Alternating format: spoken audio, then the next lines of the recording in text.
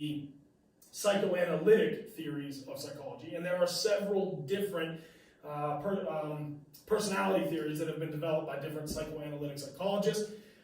Today, I'm going to lecture and give you notes on one of them, Sigmund Freud. Tomorrow, you guys are going to be doing an exercise on your own to learn about another psychoanalytic theory, Carl Jung. So you'll get to that on your own tomorrow. Today, let's talk about this guy, Sigmund Freud. Probably, it's not even arguably, it's probably fair to say that he is the most famous name in the history of psychology. And in some people's eyes, they would say he's infamous because of how controversial a lot of his theories are, including his theory of personality. So I'm going to give you an overview of it.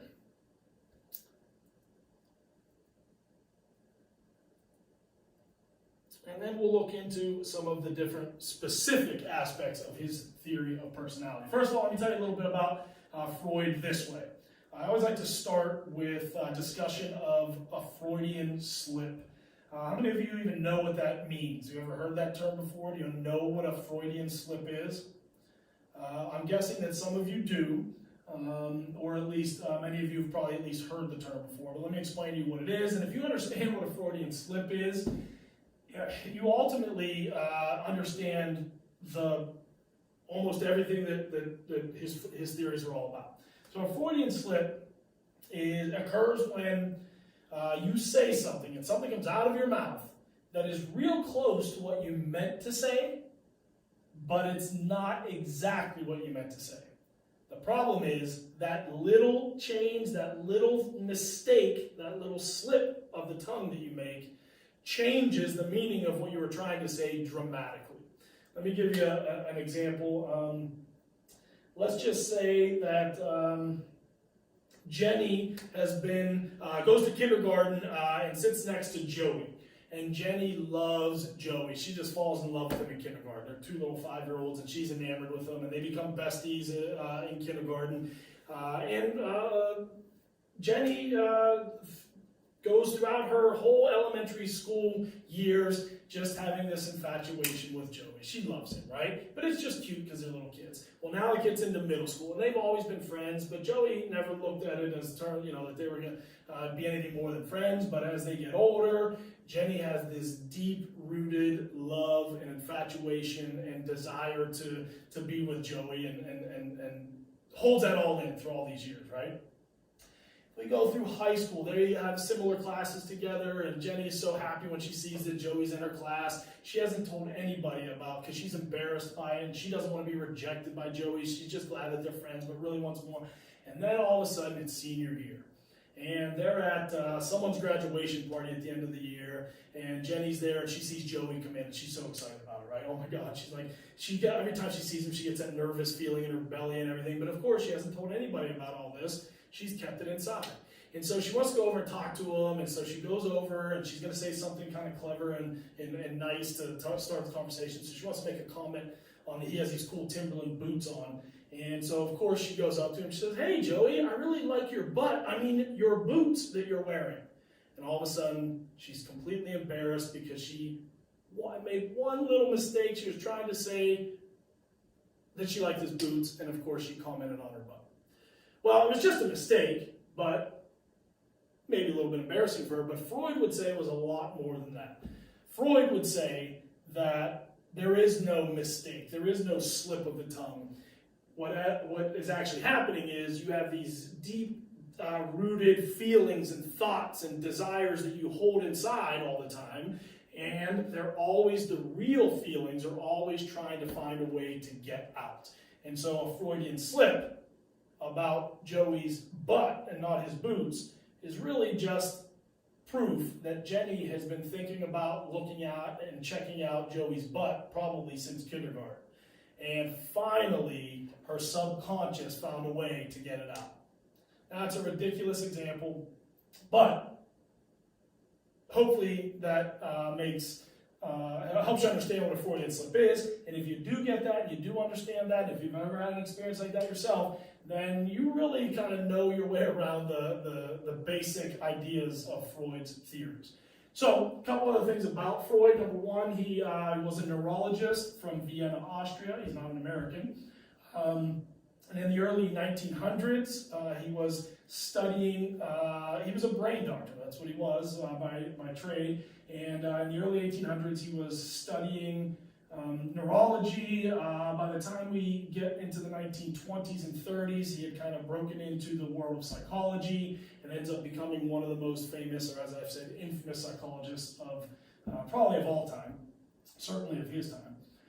And to sum up a lot of where his theories are rooted, Freud believed that much of who we are, much of how our personality develops and where it comes from, is influenced by our unconscious and our subconscious.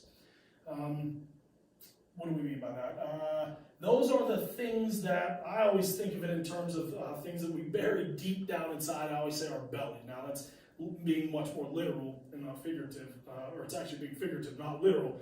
But these subconscious things, thoughts, feelings, desires, urges, are the things that we hold inside and never really let out. Those are things that are potentially things that go against the norms of society, things that we want to say or want to do, but really we shouldn't say and we shouldn't do. And so what do we do with them instead? We just hold them deep inside. He believed that those things are still having a big effect on us. Even if we're not saying them or acting on them, they are affecting how we grow and develop in terms of our personality and who we become. A lot of these things are rooted in early, painful childhood experiences. Things that happen to us when we are young and in those developmental stages that we don't fully understand and we can't process as an adult would. And so instead of processing them, we bury them in our subconscious. He goes so far as to say that even the experience of being born is where it all starts. So, for example, Freud would say things that, well, obviously the birth process is a very emotional, it's a very painful for the mom, for the baby. It's emotional for the mom and the baby, the dad, the doctors, the nurses, whoever's involved in it. It's a very emotional process, right? Well, all of the adults that are involved in that process understand what it is, and they can deal with it and process it. That baby, as we go through that process as a baby, we don't understand what's going on, but it's still painful for us. It's emotional. There's all these hormones and there's all these emotional feelings flying around. Well, as little children, little infants being born, we're affected by that, according to Freud. But we start with those kinds of things already burying them in our subconscious because we don't fully understand them and know how to deal with them. Now, that's some deep, heavy stuff, and that is not me saying that. I'm just the messenger telling you some of Freud's theories. Ultimately, as we grow and develop, a lot of those deep subconscious thoughts, feelings, and desires are rooted in, according to Freud, erotic, psychosexual, pleasure-seeking urges that we have as humans that we can't really act on, but deep inside we would like to act on those. Ultimately, he believed that we were very primal, animalistic type creatures, but all of the norms of society put rules on us that say we can't really be that way, and so we hold it inside instead. So how did he try to get to some of these subconscious and unconscious things when he was working with patients and trying to study humans and their behaviors and their personalities? Well, Freud was known for pioneering and using two methods. That's kind of listed here at the bottom: free association and dream interpretation. We'll start with free association. Free association you may have seen in movies or on TV shows before, but it's a method where Freud would have his patients sit comfortably or lay comfortably, and he would create an environment where they could just relax and try to clear their minds and their heads. And then he would simply say things to them. He would say a word, and then he would instruct his patients to respond with the first thing that came to their mind. Just let it out, don't think about it, whatever comes out, comes out. And this free association method, Freud believed, was a way to sort of break down some of our barriers and allow our subconscious to get to the surface. Say a word, just say the first thing that comes out. Freud would do this, and he would gather all kinds of data, and he would look for patterns, he would look for consistencies, he would look for things that would help him understand who these people were and try to understand what their personalities were and the things that were sort of making them who they were. The other method that he used was dream interpretation. He was one of the first, I shouldn't say that, he was one of the first modern psychologists to use dream interpretation. People have been studying dreams for probably thousands of years, and then since Freud, people have been studying it ever since as well. But he believed that, besides the free association method, he believed that dreams were very meaningful, were very symbolic, and he believed that they were also windows into the subconscious. And so he would study people's dreams, try to interpret them, and try to make sense out of these dreams to help people understand how they were feeling, try to understand maybe problems that they were having, and hopefully help them deal with them. So a lot of what he believed in terms of dreams was that your dreams are very meaningful, and he tried to get to the bottom of that. Again, this is Freud talking, not me. There's a lot of people that disagree with a lot of this stuff, but there's also a lot of sense to it when you start really looking into it. So the final bullet point that I have here on this slide kind of pulls a lot of this together, I think, and it's references two conditions, two complexes, to use his term, that Freud theorized. He believed that boys and girls, men and women, suffer from these complexes. He believed that men suffer from what he called the Oedipus complex. And if you have read Oedipus in one of your English classes, this will make sense to you because of that story. But he believed that men, from the time that we're born, kind of going back to that whole birthing process, where that's immediately where things start to begin in terms of who we are and how we grow and develop. He believed that through the birthing process and then the nurturing process with our mother, he believed that boys develop this sexual connection to their mothers at a very young age. And he believed that deep down in their subconscious, boys have this desire to have a sexual, intimate relationship with their mother, so much so that they don't even want their father in the equation, to the point where there's these deep down thoughts and urges and feelings to almost that drive us to want to kill or at least get our father out of the picture so that we can be with our mother. Now try that on for size. You want to talk about why he's such a controversial figure.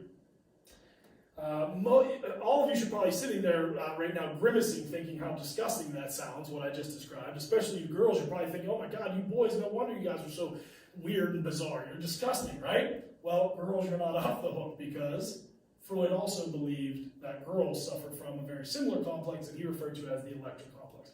And it's just the same thing. That little girls develop this sexual connection to their father, to the point where they don't want their mother in the picture and they just want to be with their father intimately and sexually. So you're not off the hook, girls. There's some weird underlying subconscious things that Freud believed that you guys experience when you're little too. I can't repeat this enough. This is me telling you about Freud's theories, not my theories. However, as I said, a lot of the things that Freud theorized, there is a lot of sense to them, even when some of them seem very outlandish and a little bit bizarre and almost gross, like the Oedipus and the Electra complex. All right, so I have to share this story with you at this point, because I was doing this lecture many, many years ago, talking about the Oedipus and the Electra complex. At the time, I also had my students doing a dream journal, where they were logging, trying to remember their dreams, logging their dreams, and then in the end, they were going to try to make some sense out of what they might mean, right? So I'm doing this lecture, and as I'm guessing some of you reacted, a girl in my class reacted. I mean, she really reacted to me talking about this Oedipus and Electra complex. Like, to the point where she was visibly upset. She was verbally expressing how upset she was, and I had to kind of calm her down, and like I'm telling you, I'd say, listen, Danielle, this is not me saying this. This is just me telling you what Freud's theories were, right? Okay, so we get through that. So the next day, or maybe even later in that day, the kids were working independently.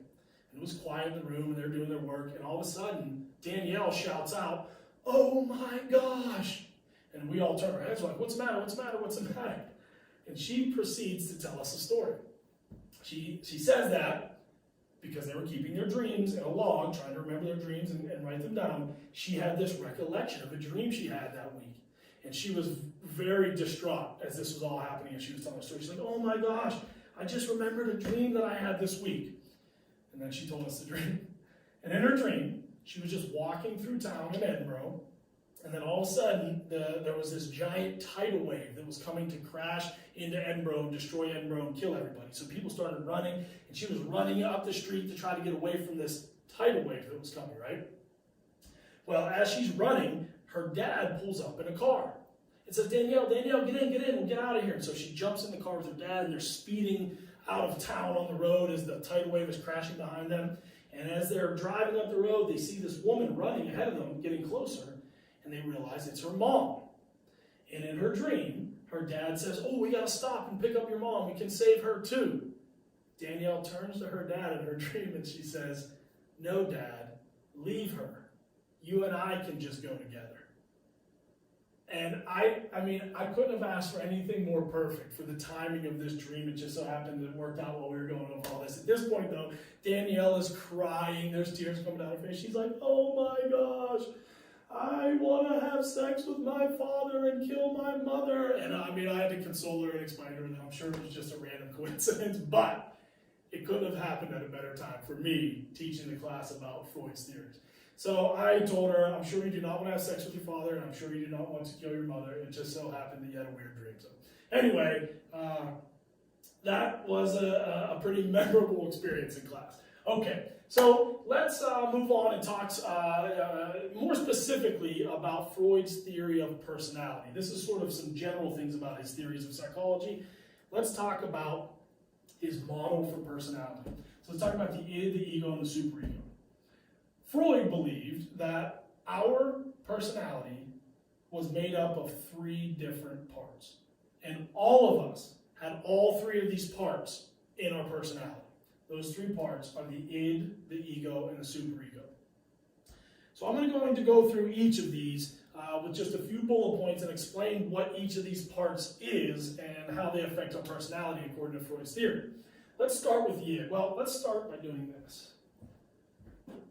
I don't know how well you'll be able to see this, but ultimately, these 3 parts, according to Freud, could be placed on a spectrum like this. So this is our personality. We've got one end of the spectrum over here, got another end of the spectrum over here, and then all this stuff in between, okay? So on one end of the spectrum is our id. The id is the deepest, most subconscious part of who we are. The id is the part of our personality that is so deep down inside our belly somewhere, so deeply subconscious, that we aren't even aware of what's going on down there. There's things inside of us that we don't even know about. That's our id. This is the part of our personality that is always trying to seek immediate gratification. It's the me part. It's the part that has an urge or a desire and just wants us to do it no matter what. In fact, it works on the pleasure principle. Your id basically asks the question, what do I want? And what can I do to get it at any cost? It doesn't matter, let's do it. Now, think about that. Could we, in our society that we live in, is that a reasonable way to live all the time? Can you always just do whatever you want at any time to satisfy any needs that you want? No, that's not reality. That's not how it works. We have to consider how it affects other people. We have to consider social rules. We have to consider what people expect. We have to consider the law. Can't just go around doing anything that we want all the time, right? But Freud said there's a part of us that wants to do that. That's how we're in. Okay? There's a second part. And I'm going to jump all the way over to the other side of the spectrum over here. That other part is called, what he called, our superego. Also unconscious. Not quite as deep down as the id, but a lot of what's going on in our superego is stuff that we're not even aware of is in there as well. However, the superego is sort of, as the spectrum would suggest, sort of the opposite of the id. The superego, in fact, fights with and conflicts with the urges of your id. The superego works on the morality principle, not the pleasure principle. The superego asks the question, what should I do? What is the right thing to do? And that's what it wants to do. It wants to do what's best not just for you, but what's best for everybody in any given situation. Now think about that for a second. Is that really, can we live our life that way all the time? Can we always do what's best for everybody involved?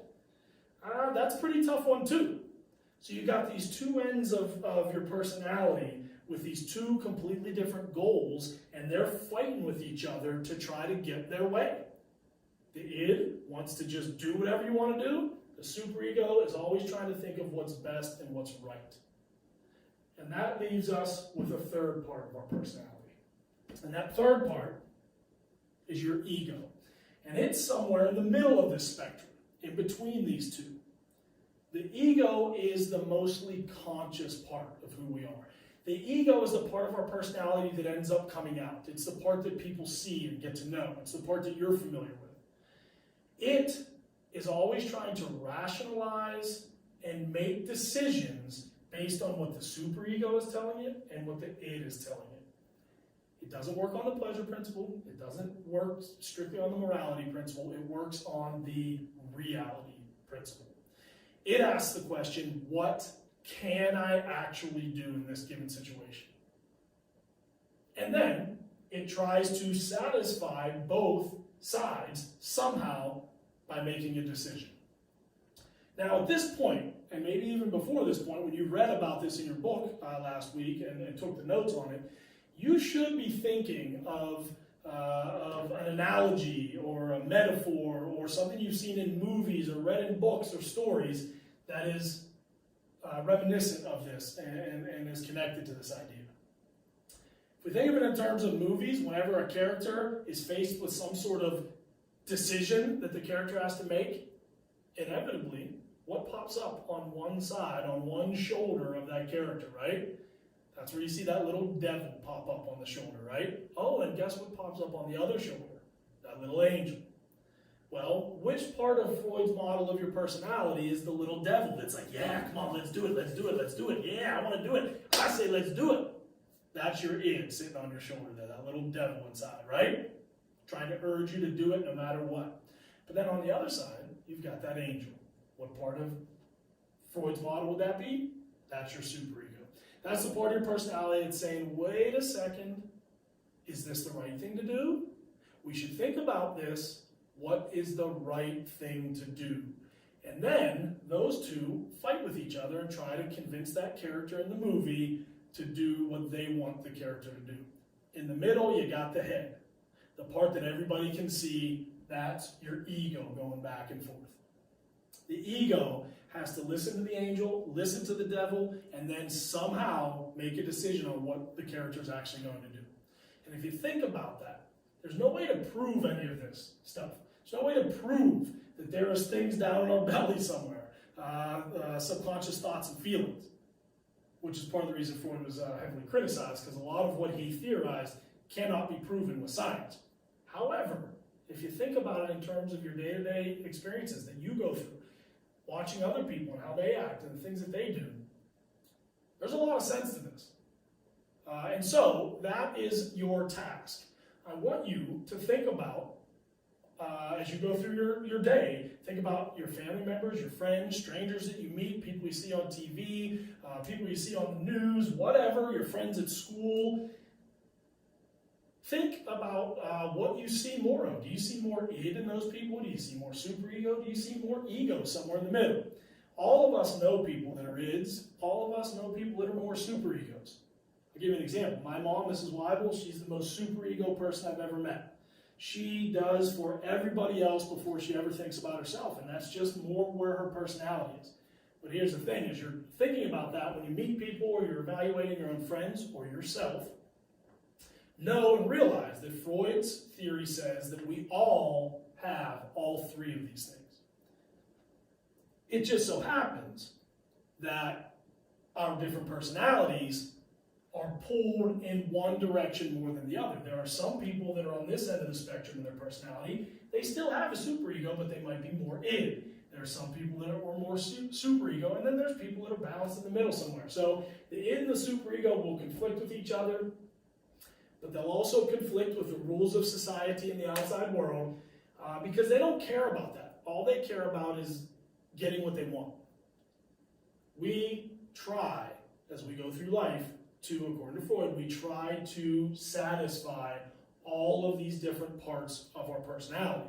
And if we can't keep all three parts happy and balanced, that's when Freud says that we can start to develop problems and limit ourselves and not reach our full potential, maybe even develop into mental health problems or whatever. So, all right, so there's a little bit about Freud's model of personality.